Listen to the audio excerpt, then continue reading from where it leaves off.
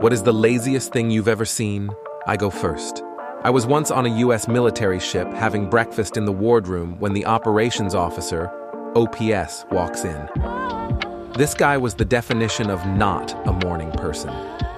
He's still half asleep, bleary-eyed, basically a zombie with a bagel. He sits down across from me to eat his bagel and is just barely conscious. My back is to the outboard side of the ship, and the morning sun is blazing in one of the portholes, putting a big bright circle of light right on his barely conscious face. He's squinting and chewing, and basically just remembering how to be alive for today. It's painful to watch. But then, zombie OPS stops chewing, slowly picks up the phone, and dials the bridge. In his well-known "I'm still totally asleep" voice, he says, "Hey, it's OPS. Could you shift our bar pat?" "Yeah, 165, thanks," and puts the phone down. And then he just sits there, squinting, waiting.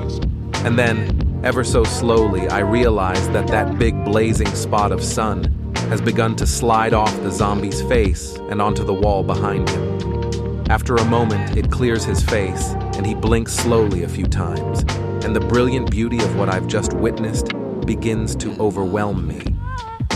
By ordering the bridge to adjust the ship's back and forth patrol by about 15 degrees, he's changed our course just enough to reposition the sun off of his face. He's literally just redirected thousands of tons of steel and hundreds of people so that he could get the sun out of his eyes while he eats his bagel.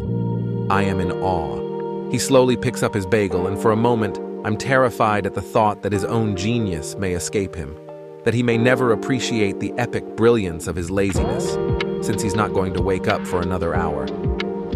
But between his next bites, he pauses, looks at me, and gives me the faintest sly grin before returning to gnaw slowly on his zombie bagel.